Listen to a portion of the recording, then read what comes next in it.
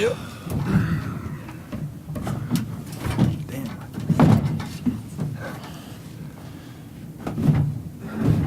About time you some free throws.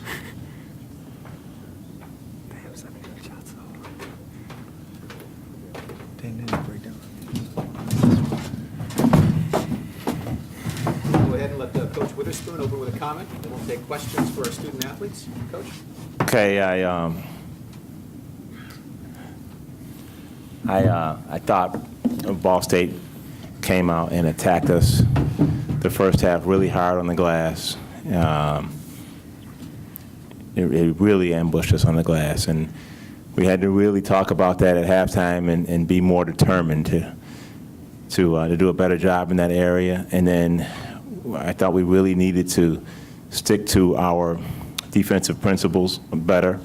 And I thought they showed us some resistance in the early part of our offense that was going to require of us to be more diligent about moving the ball and moving without the ball. And I think those three areas really helped us in the second half. Questions for Tony Watson or Will Regan? What opened it up for you particularly? Now, you had 10 at halftime. It wasn't like you were cold. What really opened it up for you? It was more I was making my shots early on. In the first half, I had a couple open looks I didn't make, but I had plenty of open shots, and my teammates found me in open spots. And I think when I hit those first couple of threes, it really kind of put them in a dilemma offensively, and we just started moving the ball really well, and we were able to find everyone open after that. Did you feel like you were back at Nichols at any point? I mean, it's been a while since you've had games like that. You've had them before, obviously. What's going through your mind? Because I did see you finally let out a smile.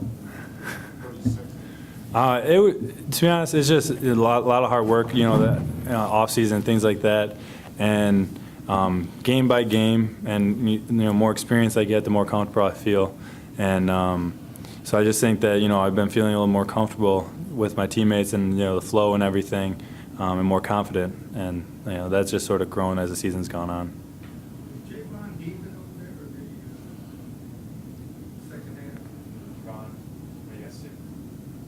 What was the question? I said, was he heaving over there? Or did he? He got hit. He got hit in his throat. Oh, Mm-hmm. Tony, you spent a lot of time with Will. You probably read on from a lot. Did you get that hop before? Yeah, Will's a great shooter, especially when he has the right mindset. As long as Will stays confident and he keeps shooting shots when he's open, take good shots, he's a phenomenal shooter. Tony, talk a little bit about what went on at halftime. I mean, you guys shot, you shot 25%. There was no indication that what transpired in the second half was going to take place. Just talk about the patience that was necessary. Yeah, we knew that what they were doing had nothing to do with what we were doing. We knew it was about us, and we had to play Buffalo basketball. We had to apply our principles. We had to trust the offense. And in the second half, we really honed in on it, and we made sure we applied. It started on defense. We made them take tougher shots. We started rebounding the ball a lot better, and then it translated to our offense, and we were taking good shots. And when you got a guy that's hot like Will, it really opens up the floor for everybody else. It also seemed like defensively, in the first half, you were taking Steve's ability away to shoot off the dribble. And then there were a couple of plays that kind of broke down where he was able to hit threes, which kind of gave him momentum. But otherwise, outside of those until late in the game, you kind of took him out of that, right? Yeah, it was definitely they weren't doing anything that we didn't see on film. It was all us as players and applying our principles. And me personally, I got away from that a little bit in the first half, but the coaches kept my confidence up, and my teammates were there to be in space and things like that. And once I started applying those principles, things got a lot tougher for them.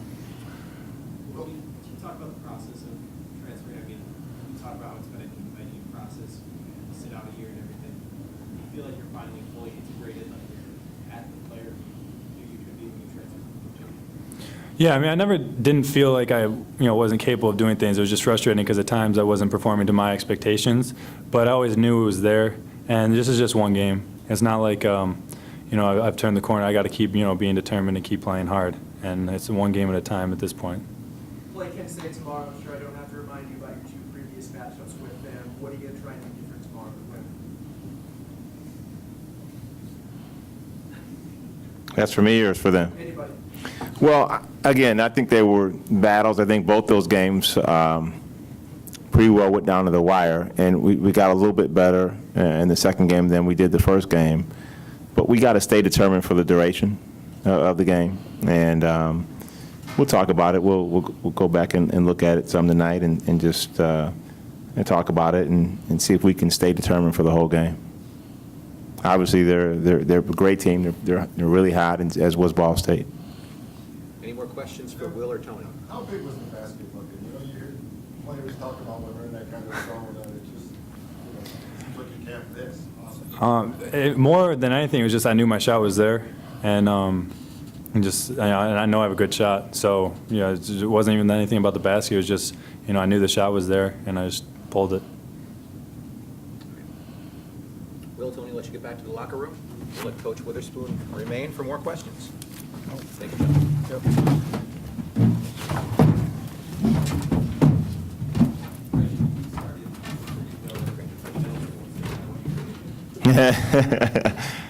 Well,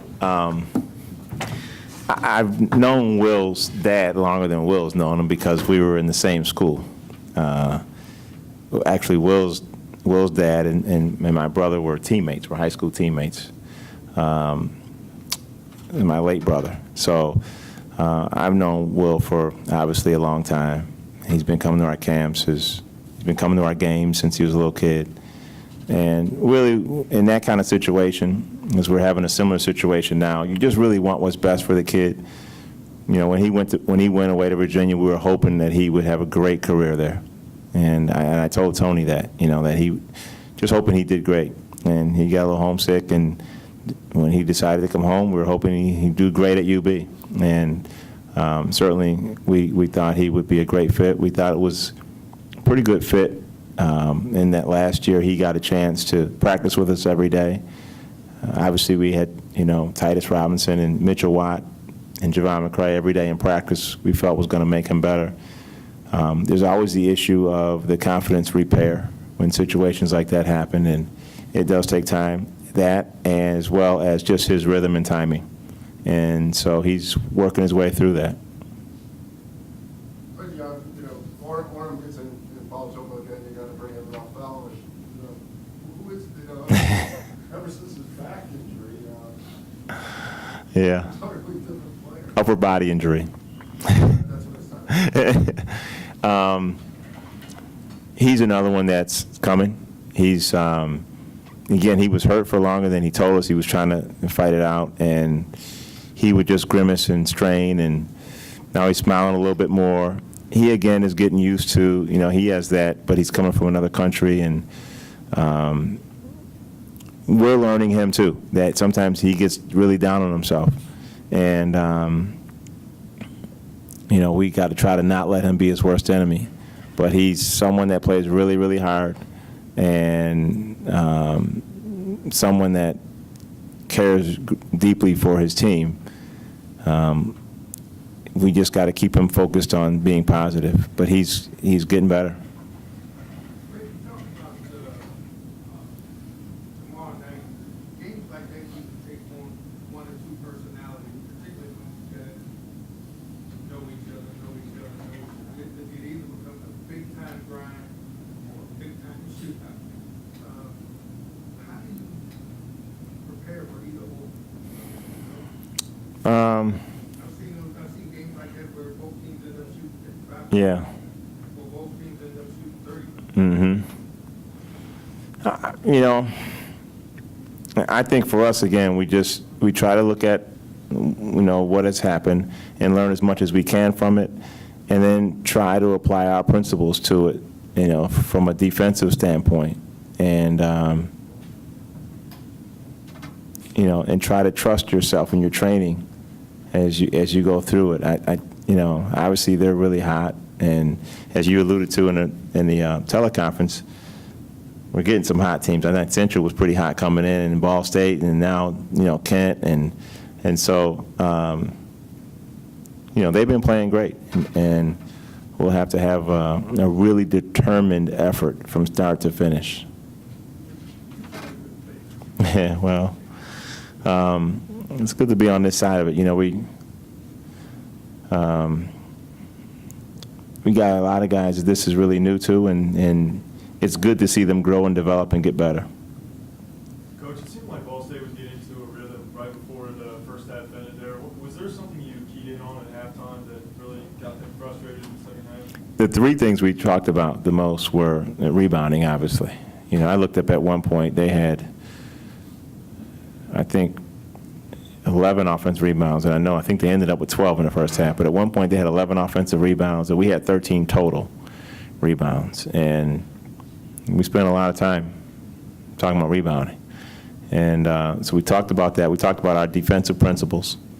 And we talked about, you know, they did a great job defensively in the first half, but what's going to be our response to their showing us some resistance?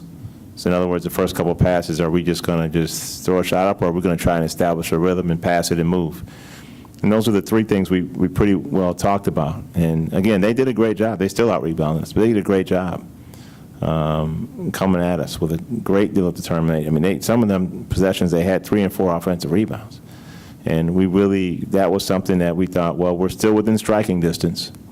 To say that you know, I don't know the last time we've been out-rebounded that bad over 20 minutes. I mean, I'm not going to sit here and say it never happened, but fortunately it hasn't happened a lot. And we needed to be determined to keep them off the glass.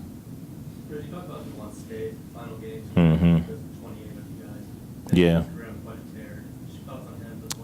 Well, after the game, he went to shake my hand, and I said, "No, we can't shake on that. You know, that's a hug performance." He was hitting them deep right to the end, and you know, watching him on video, he was hot as a pistol coming into the game, and he stayed that way. He was driving it. He was pulling up. He was drawing fouls. He was. For a minute, I was getting World Beat free flashbacks. He was drawing fouls on jump shots and hitting the long ones and getting to the basket. And what we tried to do was just with him, and it seems like, again, we're running into this. We had it the last game with Randall from Central, is to try to make the shots tough, and then knowing full well that they can make some of those tough shots. But if he gets some tough ones, and if he hits some tough ones and you give him some easy ones, and then there's no limit to what someone can do when they're that good. And so, he gave a tremendous effort. You know, he tried to will his team, and I thought the other guys did too. They were obviously very well prepared to come into this game, and Billy did a great job with them. Did Bill hit the 3 that beat them there? Yes, yes, he did. He hit a 3 late, as a matter of fact. That one, it was a Don Nelson. He hit the back of the rim and went way up in the air, and came down. But I think he did hit. That might be the last game he's hit multiple threes. I don't know. How important was free throw shooting for you today? It seemed like it kept you in the game in the first half when the shots went home. It was huge. And again, these are areas that I'm sure every coach has spent a lot of time on free throws, and it's huge because there are times in games when you go through and have a really good possession offensively, and you get fouled, and that's good, except for you want some points if you get fouled, and so it helps when you go to the line. You make 2 free throws, it's like getting a layup. You know, on the other hand, if you miss 2, you go, where's the reward? So it was huge. Well, thank you, Reggie. All right. Appreciate it.